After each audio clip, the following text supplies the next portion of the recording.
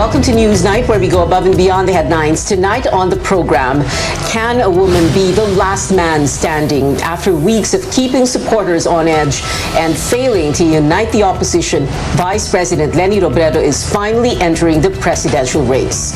It's not yet campaign season, but the opening of a mega vaccination facility in a Valenzuela city turned into an endorsement of administration-allied aspirants. And regulators take the first emergency use approval for a COVID treatment.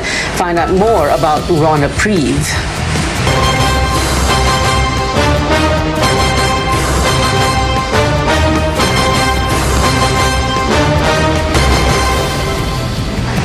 Leni Robredo is running for president. In a 14-minute speech from her rented office in Quezon City, Robredo said she had made up her mind, ending weeks of speculation. The vice president, who won in 2016 by a 200,000 vote margin over the late dictator's son and namesake, former Senator Ferdinand Bongbong Marcos Jr., had said she would run to stop a Marcos return to Malacanang. Opposition coalition Isang Bayan tried to get the vice president, Manila Mayor Isko Moreno, and Senators Manny Pacquiao and Ping Lacson to join forces. Moreno, Lacson, and Pacquiao have all filed their certificates of candidacy for president. Robredo filed hers just hours after her announcement. Buong-buo ang loob ko ngayon. Kailangan nating palayain ang sarili mula sa kasalukuyang sitwasyon. Lalaban ako. Lalaban tayo. Inihahain ko ang aking sarili bilang kandidato sa pagkapangulo sa halalan ng 2022. Marcos, who was a senator until 2016, filed his COC yesterday saying he wanted to be a unifying president. Marcos filed an election protest against Robredo, claiming she had cheated him of the vice presidency. So now it looks like 2022 may just be a replay of the 2016 battle between Robredo and Marcos. In the 2016 CNN Philippines vice presidential debate, Robredo's parting shots were that the last man standing will be a woman.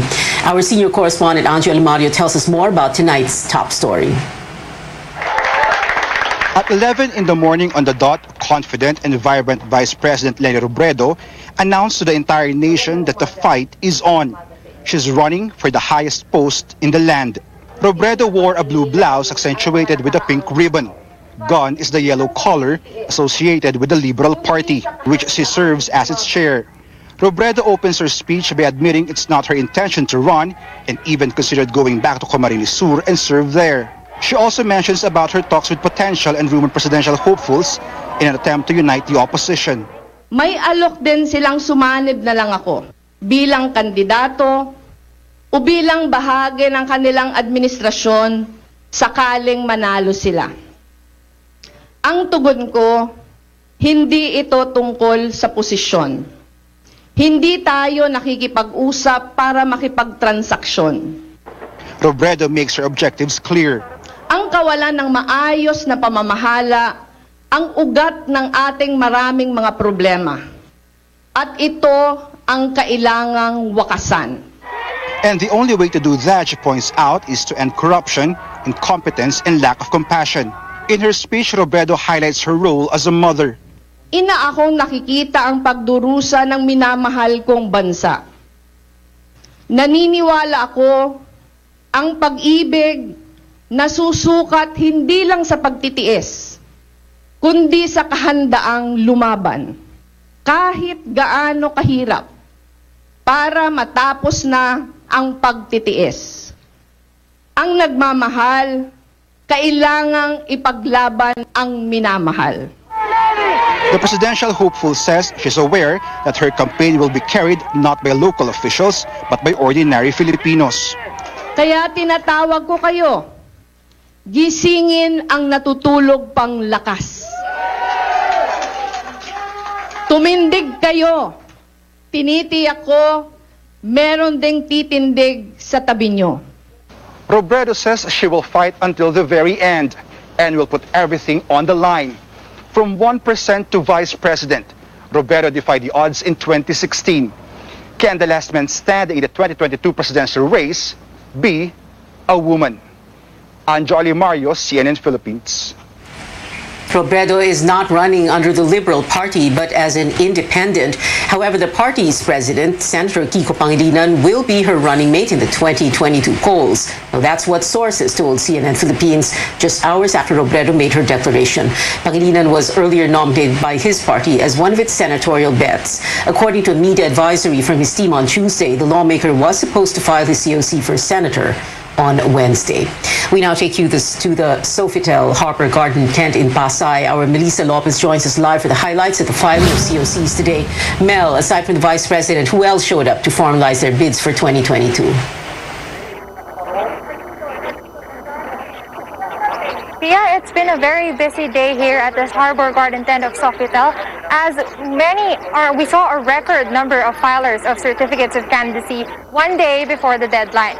Vice President Leni Robredo got here past 3 in the afternoon, 4 hours after announcing in her Quezon City office that she's throwing her hat in the presidential race.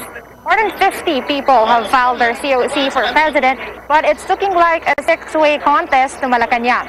Robredo will run against Senator Manny Pacquiao, Manila Mayor Isko Moreno, former Senator Bongbong Marcos, Senator Ping Lacson, and Labor leader Leody de Guzman.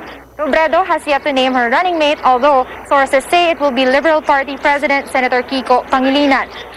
Several familiar names also filed their candidacies for senator today. There's Bayan Muna Chairman Nery Colmenares, human rights lawyer Shel Jokno, former Vice President Jejomar Binay, former Defense Chief Gibo Teodoro, who filed through a representative, and incumbent Taguig Pateros Representative Alan Peter Cayetano. Meanwhile, former radio man turned businessman Carl Balita also pursues a senatorial run. Many of these big names were media shy today, including Robredo, who refused to take the stage and answer some questions. Several party list groups also seeking a seat in Congress next year came to file their list of nominees before the Commission on Elections. Some are not new to the game, like Bayan Muna, Kabataan, and Ako Bicol. Others are newbies, like the MedCan party list hoping to legalize the use of medical marijuana, Nurses United to take a stand for the, quote, overworked and underpaid health professionals, and the Frontliners party list, which tapped newly crowned Miss World Philippines Tracy Maureen Perez for support. COMELEC spokesman James Jimenez earlier said the tentative list of candidates for the 2022 polls will be released on October 29th, but it will not be final until after the deadline for candidate substitutions on November 15th. Back to you. Mel, how many aspirants have filed their candidacies for national posts, and who are we expecting tomorrow? So far, Pia, we have 57 who want to be president, 16 who want to be vice president, 92 aspirants for senator, and nearly 200 party list groups who want a seat in Congress. Actually, behind me, there are still some party list groups waiting to finish the filing of their COCs because they all came here in droves today and before 5 p.m., so they have to be entertained. And we expect even more filers to troop to the Sofitel grounds tomorrow, the last day of filing. That includes Robredo's running mate as well as the senatorial slate members of Robredo, Pacquiao, Moreno, and of PDP Laban, which, as we are told, include incumbent members of the Duterte cabinet. Pia? Melissa Lopez reporting live. Now, speaking from his known bailiwick, Ilocos Norte, Bongbong Marcos said Robredo's announcement did not come as a surprise. Kanya sinasabi na tatakbo din siya. It doesn't work the other way. Hindi ko inintindi kung ano yung plano niya. So, para sa akin, alam mo, yung maraming kandidato, maganda yan para maraming pagpipilian ng tao. That's good for a healthy. Senator Ping Lacson issued a statement saying both he and his running mate, Senate President Tito Soto, have agreed not to comment about their rivals. Instead, they want to raise the level of discourse of the campaign and deal with issues rather than personalities. Manila Mayor Isko Moreno's campaign manager, Lito Banayo, said Robredo's announcement is expected under a multi-party system. Now, the latest Pulse Asia survey ranked Robredo in third place, sharing that spot with the Senators Grace Poe and Ping Lacson.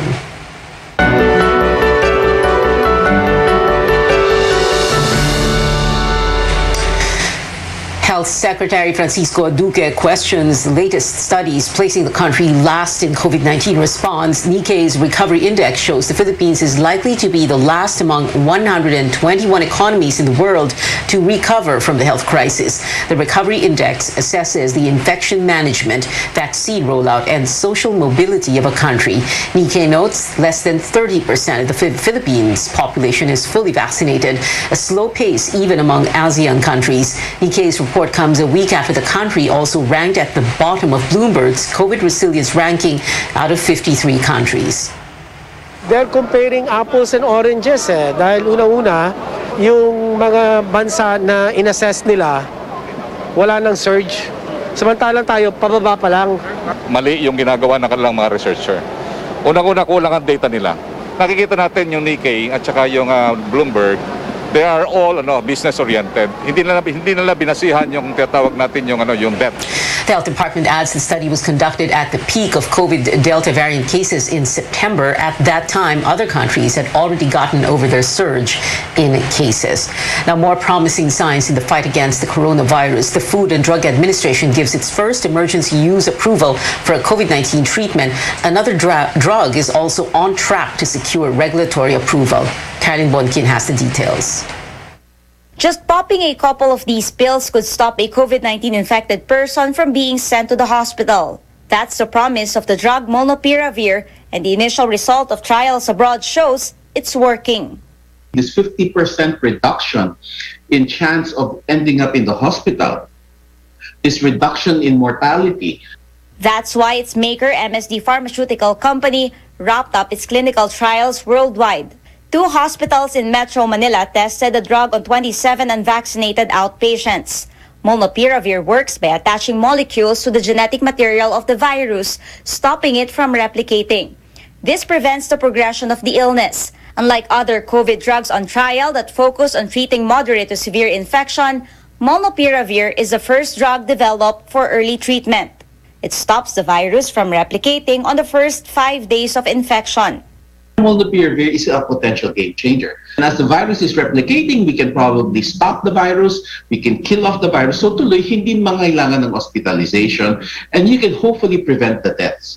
With promising results as an early COVID treatment, molnupiravir will be tested next as a post-exposure prophylaxis in the Philippines, a medicine to prevent the infection among those exposed to COVID patients.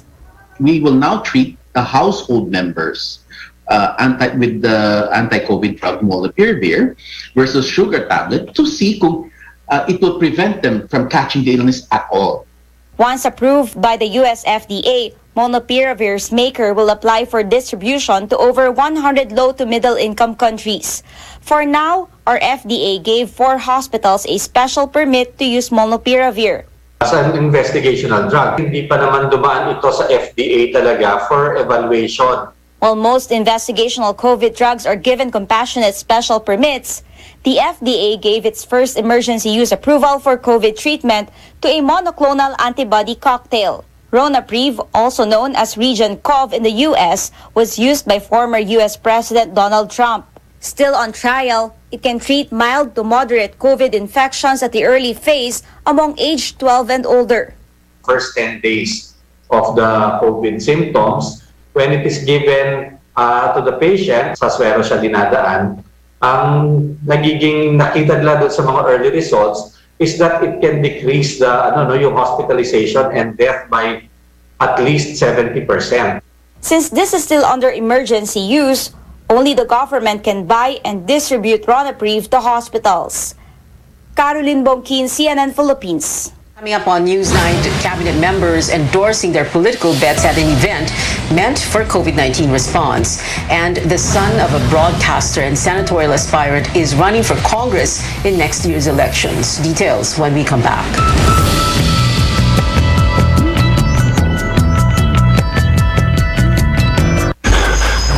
Living the Ranger life isn't about showing your power or durability.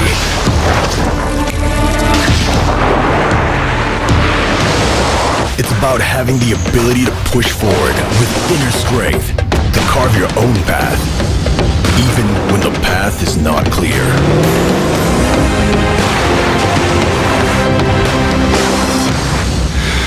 Ford Ranger Raptor.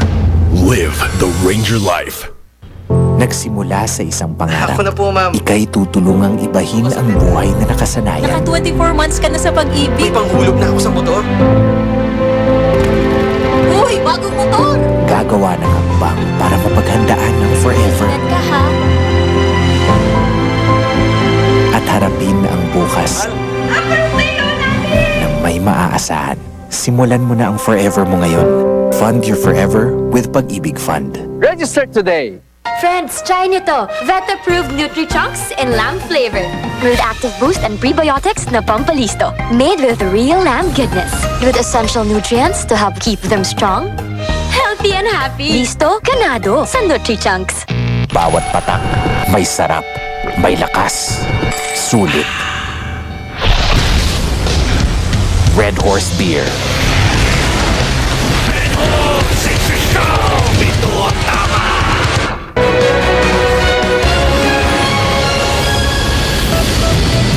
Welcome back to Newsnight, where we go above and beyond the headlines. The government converts a sports and wellness arena into a mega vaccination hub in Valenzuela City. It can accommodate 3,000 people every day. But the event, supposedly about the local government's pandemic response, quickly resembled a campaign sortie. Our George Quiles has that story. Pasensya na po. Kahit na wala pang February, makakampanya na po ako para may future Senator Mark Villar.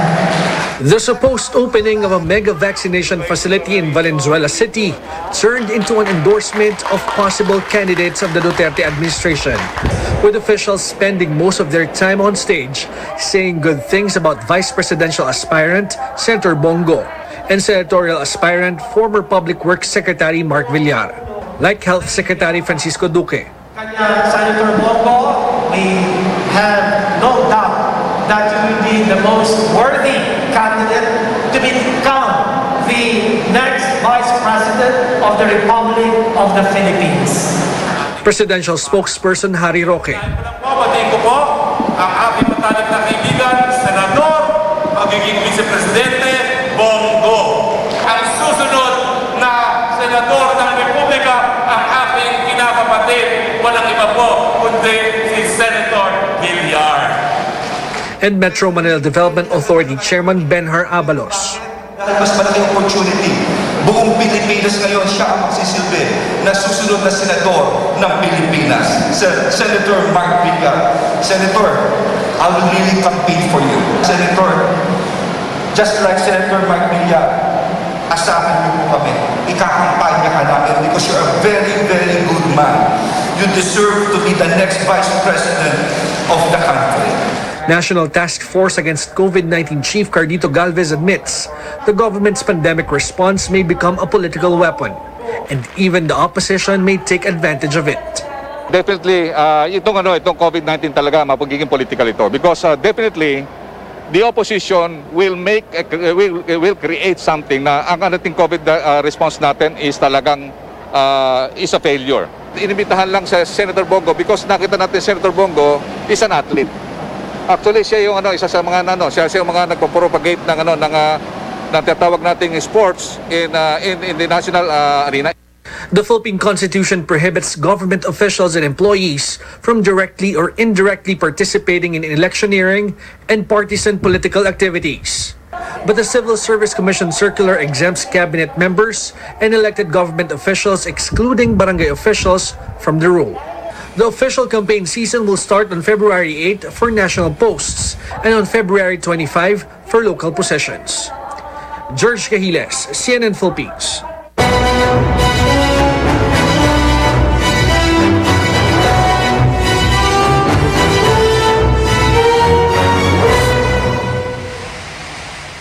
A look now at the new additions to the growing list of aspirants for local posts here in Metro Manila. Anak Kalusugan Party List Representative Mike Defensor files his certificate of candidacy for Mayor of Quezon City, where he once served as councilor. The staunch ivermectin advocate will challenge incumbent Mayor Joy Belmonte, who seeks a second term. Councilor Winnie Castelo also filed her COC as Defensor's running mate. The son of broadcaster and senatorial aspirant Rafi Tulfo is also entering politics. Ralph Tulfo is running for congressman of Quezon City's 2nd District. His COC was filed by a representative. Ralph's mother, Jocelyn, meanwhile, is ACT-CIS party list representative. And in Pasig City, Vice Mayor Io Bernardo is going up against incumbent Mayor Vico Soto. Bernardo filed his COC today, aiming to unseat Soto, who is seeking re-election. Now, over in the regions, more familiar faces have also formalized their election bids ahead of tomorrow's deadline for the filing of COCs. Tristan Nadalo gives us a look.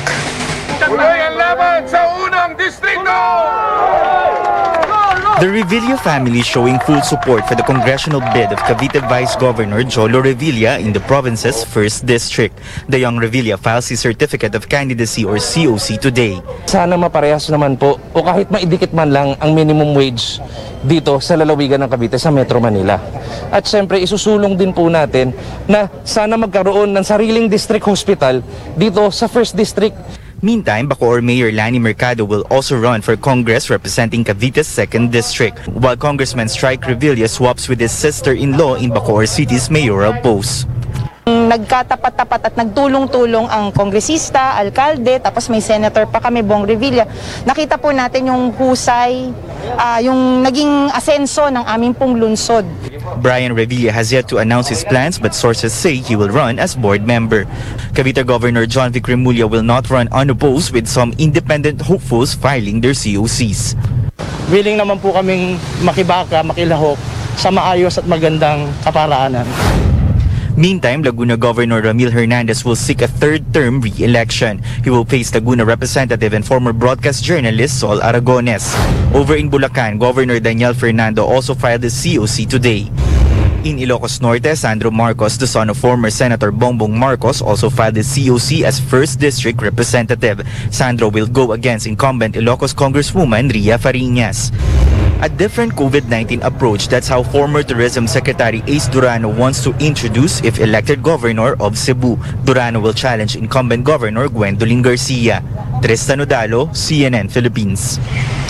Still ahead on Newsnight, a pink movement takes over social media after Vice President Robredo announced her presidential bid. And a Filipino sets a new Guinness World Record in skipping rope. Find out more about skipman Ryan Alonzo when we return.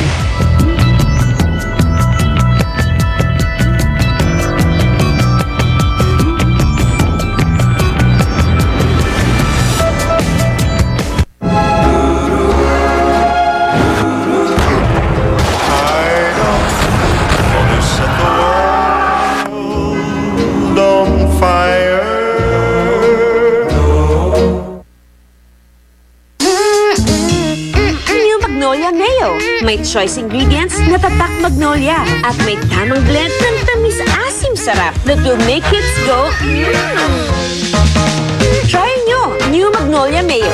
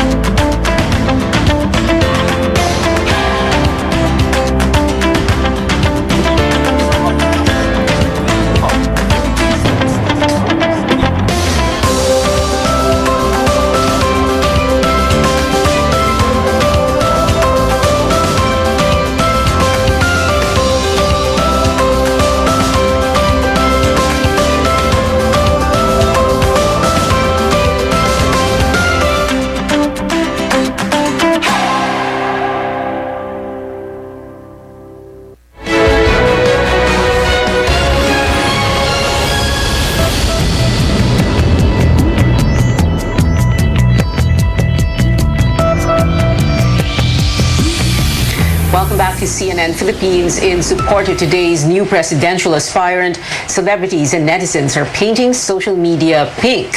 Singer Richard Poon reposted the photo asking Vice President Leni Robredo supporters to wear pink. Many other personalities followed suit, including OPM band Moonstar 88 and songwriter Jim Paredes. Some of these viral posts included the hashtag LabanLeni2022, which topped Twitter trends today. One social media user praised the new color as it shows Robredo is, quote, not a dilawan. And that she is making her own image. This is in reference to the Liberal Party's yellow political color, which the Vice President donned in the 2016 elections. Yesterday, volunteer group Dapat Si Leni tweeted a picture saying, on Thursday, we wear pink, prompting the brightly colored movement.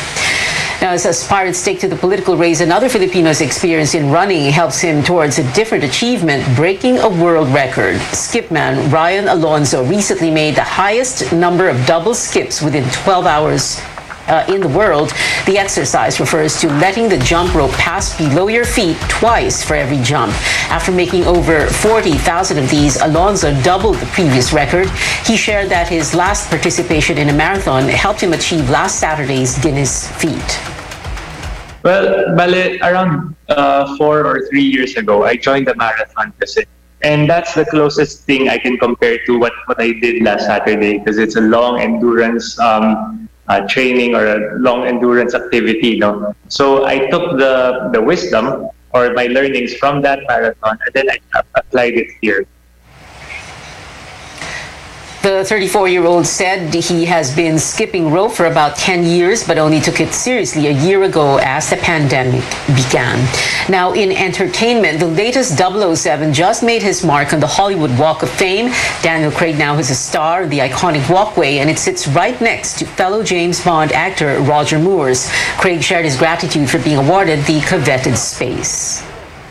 I never thought I'd hear myself saying this, but you know, it's an absolute honor to be walked all over in Hollywood. So, and if happiness was measured by the company we keep, then me being on this pavement, surrounded by all of these legends, makes me a very, very, very happy man.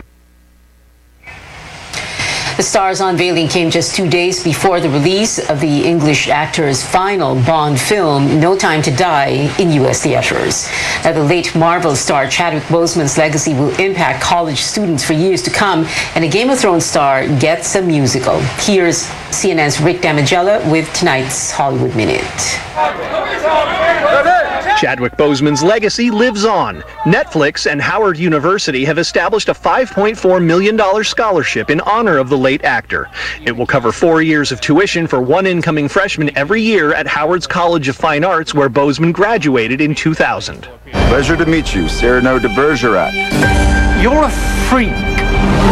Peter Dinklage takes to the Renaissance. The Game of Thrones star plays the title character in a new adaptation of the classic play Cyrano. This is your first look at the upcoming musical, which arrives in theaters December 31st. J-Dog gives veterans an opportunity to serve once again in America's backyards.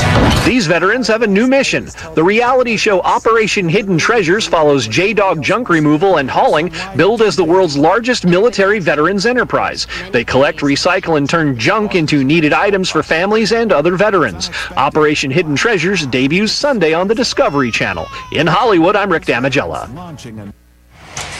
79 days left before Christmas, and that is it for now. Thank you for watching. I'll see you again at 7 for News.ph. I'm P. Ontiveros for Newsnight, where we go above and beyond the headlines.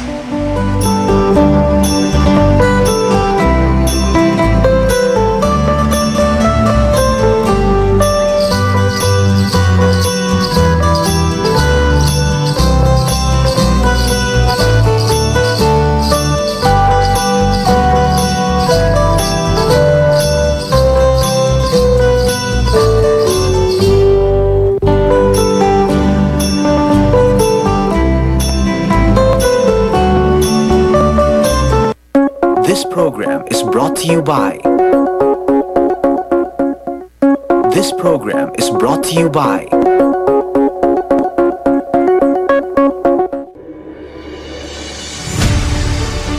Kini ang simbiyanan sa RPN, Radio Philippines Network, DXKS, DXKS, Jess 80, ang inyong Radio Ronda, 5,000 watts, nagsimbiya sa ikatulong andana sa UFCO Lim Building, Borromeo Street, Dakbayan sa Surigao. RPN, Radio Philippines Network, DXKS, Jess 80, ang inyong Radio Ronda.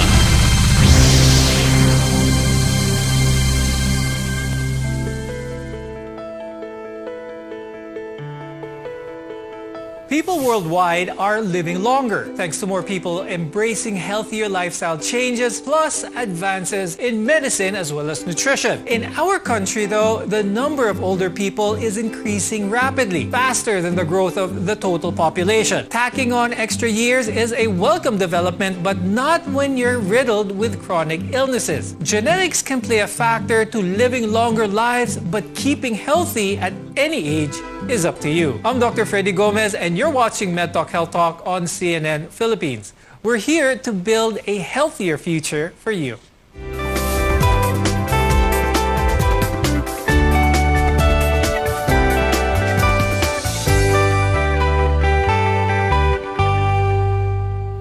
Aging comes with health challenges. By being aware of these conditions and taking the appropriate steps, we can avoid getting sick as we age. To help us with today's discussion, let's welcome Dr. Lourdes Carolina Dumlao. She's a geriatrician at St. Luke's Medical Center and the president of the Philippine Society of Geriatrics and Gerontology. Also with us is Dr. Karen Estepa Garcia. She's a family and community medicine specialist at Manila Doctors Hospital and UPPGH. Dr. Sandy, what happens to our bodies when we age? So we know that biologic age is basically your chronologic age. It's how old you are based on what year you were born and the number of years that you've been alive. But when we say aging, it can also happen on several levels because if you compare let's say a 91-year-old versus a 65-year-old, you may actually see that the 65-year-old is less active, more frail than a 91-year-old who can still manage to dance, get up and leave the house all by herself. Now, Dr. Sandy, first, let's go over what cellular aging is. It's actually the progressive decline of your body's resistance to stress and other cellular damages. So, we know that we're made up of different cells, and these cells have a programmed cell death. No? They can't divide indefinitely. They can't function forever. So at some point, it will either turn off, which is what we call cell senescence, or they die, which we call apoptosis, or they can become abnormal, like what happens in cancer. No? So this is what we term as cellular aging. Now, other theories like hormonal aging is the ability of our hypothalamus to regulate hormones in the body. The hypothalamus is a part of our brain that regulates a lot of the body processes, no? Like our heart rates and blood pressures, temperature, fluid and electrolyte balance, including your thirst. It regulates appetite and your body weight. It regulates secretions in your stomach and intestines, and even your sleep. Hormones play a huge role in aging, especially during childhood when they help build bones and muscles for that matter. And they also facilitate the development of secondary male or female characteristics. Now, Dr. Karen, is this where menopause for women and andropause for men come in? At this point in time, wherein menopause happens during aging and andropause happens in aging for males. So menopause, there are a lot of changes that occurs here for the female, and it's actually one factor that determines the aging process, especially if there is already low estrogen in the blood, okay, of female or our older adult patients. Aging caused by accumulative damage naman is about the external factors that build up over time. So this is your exposure to toxins, pollutions, unhealthy food. Now, Dr. Karen, what happens to the body over time when exposed to these? when we are exposed to these unhealthy toxins and also our health condition actually declines, it actually increases the chance for a rapid increase in aging. Okay, so these are some measures that we want to be controlled while we are young, but this happens when we get older. That the effect of that exposure to that toxins. Mm-hmm.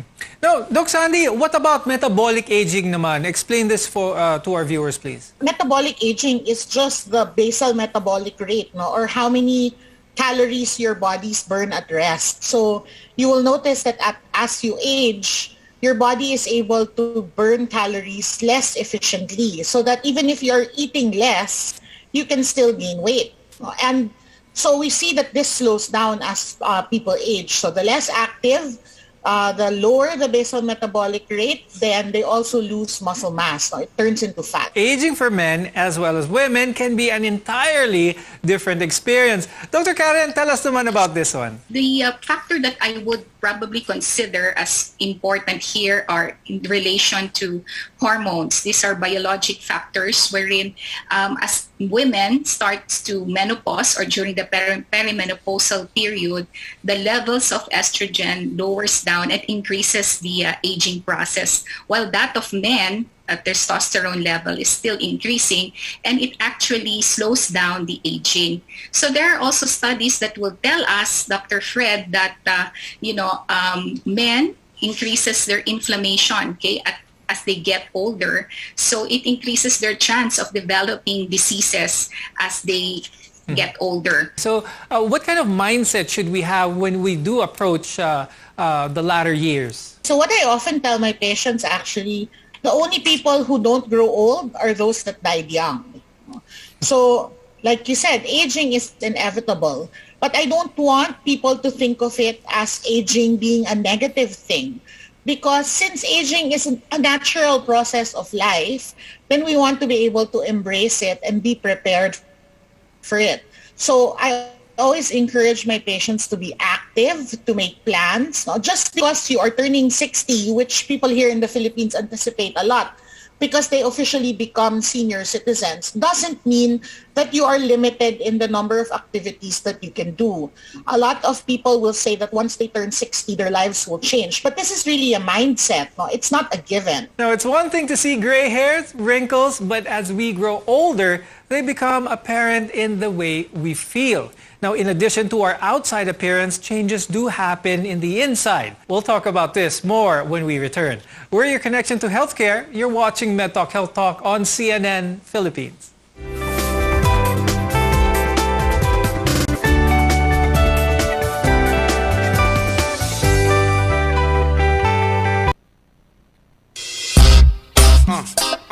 Maayong balita sa tanan sa atong panginahanglan sa panimalay, mga gamit, ingon man mga dekorasyon, pwede na natong mapalit diha sa Wellington Bazaar. Anausab sa Wellington Bazaar ang mga bestidahon, karsunison, plain t-shirt, plastic chair, floor mat, mantel, banig, folding bed, habol, mosketero, trapal, lideret, basketball, stuffed toys ug mga dulaan sa bata. Ang Wellington Bazaar ana magalagad kanato sa Dalan Kaimo ning Dakbayan sa Surigao. Wellington Bazaar, gikan sa mga kawani og tigdumala sa Wellington Bazaar. Mayong adlaw alang kaninyo. Wellington Bazaar, sukion ta sa kanunay. Palma Drug, ana mahimutang sa Palma Superstore sa Dalan Borromeo at bang sa Surigao City Public Market. Alang sa mga Surigaonon ug sa atong mga silingang lalawigan, sa atong pagpanginahanglan sa tanang klase sa tambal, di kalidad ug barato pa, bisitahi ang Palma Drug. Palma Drug for cheaper, guaranteed medicine and fast service. Ang Palma Drug, gipanagiyaw gidumala ni Sheila Loren Palma Mijares. Ang Palma Drug jaon ay branch at bang sa Caraga Regional Hospital. RPN Radio Philippines Network, Radyo Ronda DXKS Surigao, member kapisanan ng mga broadcaster ng Pilipinas.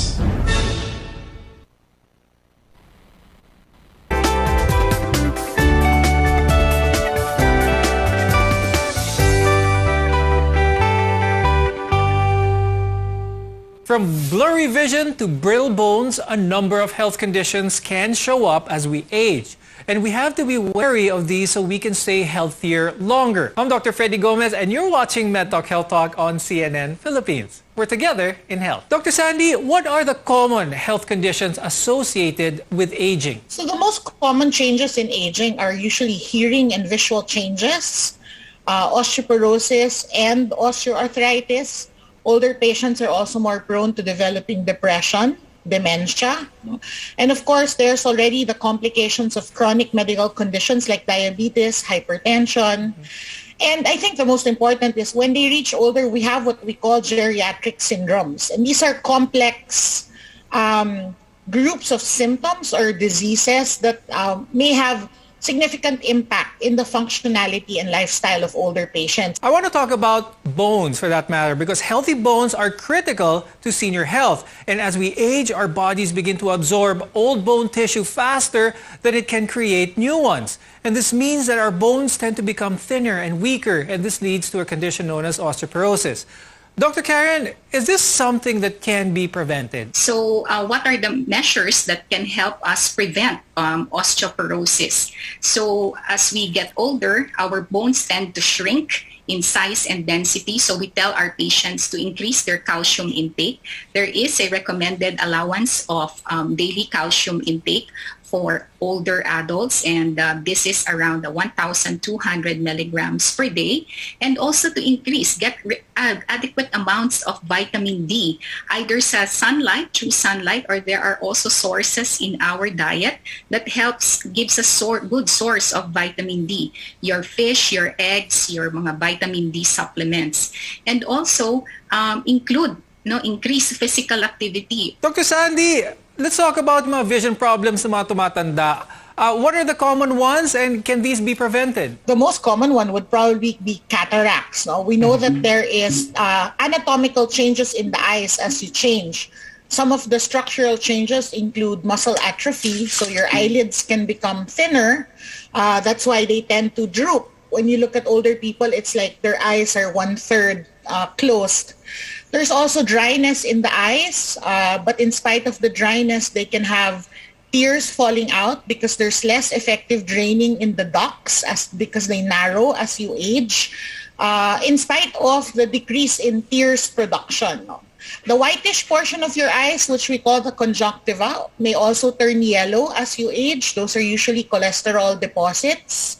The pupils, which are the part of your eyes that contract when there is bright light, also becomes more sluggish. And that's why as you age, you notice that you are more susceptible to bright lights, and night vision becomes poorer because the ability of your eyes to accommodate light becomes slower. What can seniors do, or those who are getting older? How can they address any hearing concerns that they may have? So there's also really age-related hearing loss, which we call presbycusis. No? Again, anatomical changes because the muscles in the ear atrophy as we age. And the most common is high-frequency sounds will decrease. It can be hard for them to distinguish conversational speech. One of the most important things is actually older patients should be recognized as possibly having hearing impairments. So people talking to them should recognize this and try not to speak over and above background noise. Age-related memory loss causes one to be forgetful and can become confused with tasks like paying the bills or following directions. Dr. Karen, can this affect everyone? Yes, it can affect older adults, but as to the timing of it happening is something that we cannot yet predict. Okay? So it's something that might happen as early on or later in their life. Are there things, Dr. Karen, that people can do to hopefully prevent this? Just as the body needs physical activity, so does we also need to stimulate our brain in order to prevent the cognitive decline that can occur as we get older. Okay, so what I tell my patients is to, involve yourself in exercises for brain exercises. These are mind game exercises to help stimulate. Now, arthritis is another common condition that can happen as we age. Now, Dr. Sandy, is this inevitable as people grow older? Can this be prevented? How is this treated? Actually, osteoarthritis is not inevitable. No? This is also what we call wear and tear on the bones. So there are certain predisposing factors that can lead to osteoarthritis, namely activity in early portions of life. So you will notice that patients who are very active in weight-bearing sports like running can develop osteoarthritis earlier on than patients who were not involved in those types of sports. Patients who are heavy will also develop osteoarthritis earlier. Some patients will not develop osteoarthritis at all, especially if they are relatively lighter in weight and remained moderately active throughout their lifetime. As we age, our heart works harder to pump blood throughout our body. Dr. Sandy, can you name some of the more common conditions when it comes to the heart? Hypertension is probably the leading cause of heart problems. No? And hypertension is what we now consider to be a lifestyle disease. In the earlier years, I think hypertension would only occur in patients who are in their 40s or 50s. But now we even see patients who are 20s who have hypertension. And this is because of lifestyle choices like diet, sedentary lifestyle, or the lack of activity. Because our immune system gets weaker as we age. For example, getting a flu might not be a cause of concern for younger people, but for seniors, there's a greater risk for complications. Dr. Karen, what can happen when they get the flu? Subtle signs like loss of appetite, or they just become weak, or changes in their moods, are already subtle signs that will tell us that there is a beginning infection, flu, or probably pneumonia in our older populations. But once they also get symptoms, sometimes it really magnifies, and we really need to do something about it, meaning preventive care, aside eating healthy and boosting our immune system, getting enough sleep, is to help them maintain their vaccination status. When we return, we'll discuss some of the steps we can take to minimize the many challenges associated with aging. Your health is our mission. This is MedTalk Health Talk on CNN Philippines.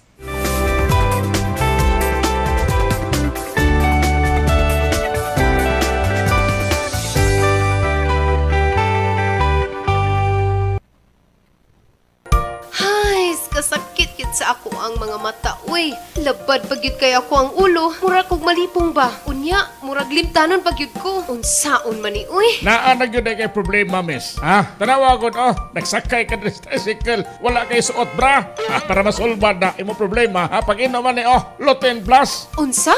Lutein Plus? Asa man na nimo gikan? Ako man ninadunggan sa radyo, miss. Maong kagapalit ko naan. Pagpagandam ba? Sige, salamat kaayo ha. Magpalit dayon ko og Lutein Plus. Kugon Health Alert. Akong benepisyo nga nakuha sa Kugon capsule, dakan ko gibati, haway akong likod, buton. Sukan nga nakasuway ko nga nga Kugon Herbal Capsule. Okay magayo, mga iskasimana na ako nga pag-inom. Okay tayo ako ang mamati na. Hard worker ngid ko. Di ka ako na ditay babiyon, sakit-sakit sa kalawasan. Kan nga nagagamit ko ning Kugon Herbal Capsule. Okay magayo. Ako na lang yung ipadayonan. Sobra semana na yun ako nagagamit ko ani. Mayo man ang alibyo, mayo resulta. Timani, basta kugon, lawas mo, bas kugon. Dagan salamat, maing adlaw ka na tong tanan. RPN Radio Philippines Network. Radyo Ronda DXKS Surigao. Member, kapisanan ng mga broadcaster ng Pilipinas.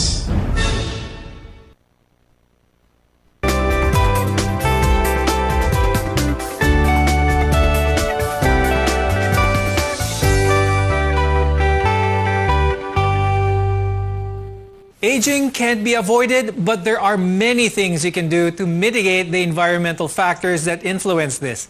I'm Dr. Freddy Gomez, and you're watching MedTalk Health Talk on CNN Philippines. There are things you can do to grow older with your body and mind and let them be as healthy as they possibly can.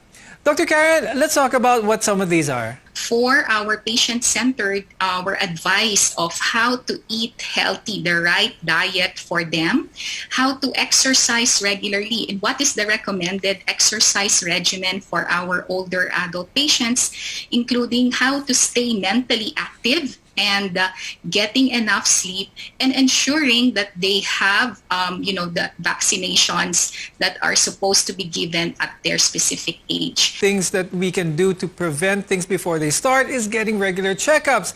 This is also very important for the elderly, and your doctor can help find problems even before they start. Dr. Sandy, what are the most important things to get checked? It's so much easier to treat when we are able to prevent. It's difficult to run after diseases when they are already there, when in fact we can prevent them from happening in the first place. So even if we cannot prevent aging, we can minimize or mitigate the risks of developing diseases as you age. So one of the things I always tell patients is go see your doctor even if you are well. See, the mindset of the Filipino is they only see doctors when they are sick. Dr. Karen, what kind of food should we be eating? Foods that lots of nutrient with less calories. And this would include your fruits and vegetables. Choose different types. The more colorful it is, the better. Whole grains like cereals, oatmeals, and even brown rice, these are high in fiber as well.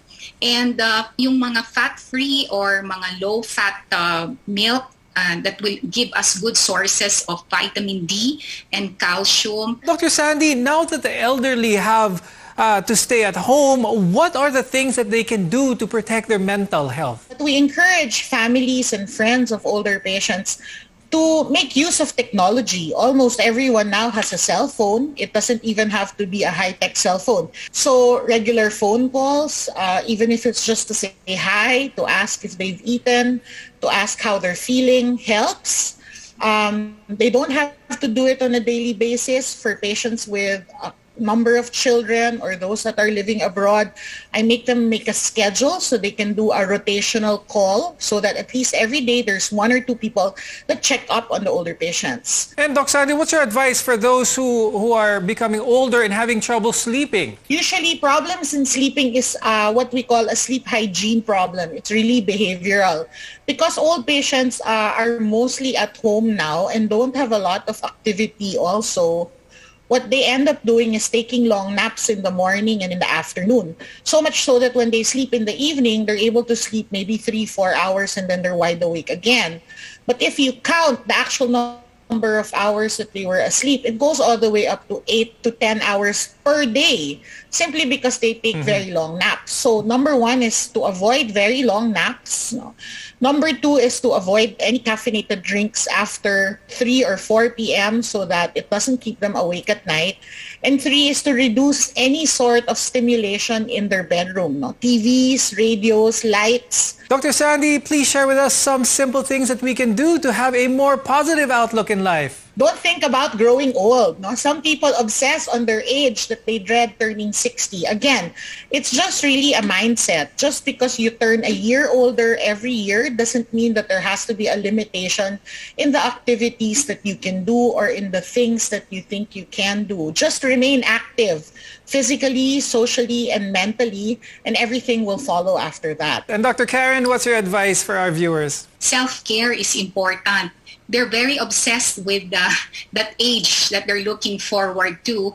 Maybe they have to be obsessed now with doing self-care, and it has to be a multidimensional approach, not only physical, mental, but also their spiritual health. So I think that's a short advice for our older adults. Thank you, geriatrician Dr. Lourdes Carolina Dumlao and family medicine specialist Dr. Karen Estepa Garcia. We want to be your partner for a lifetime of good health. I'm Dr. Freddy Gomez, and this has been MedTalk Health Talk on CNN Philippines.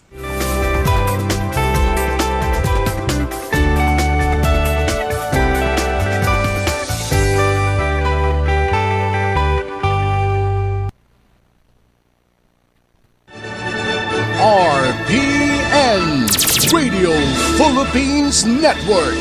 Radyo Ronda DXKS Surigao Member, kapisanan ng mga broadcaster ng Pilipinas.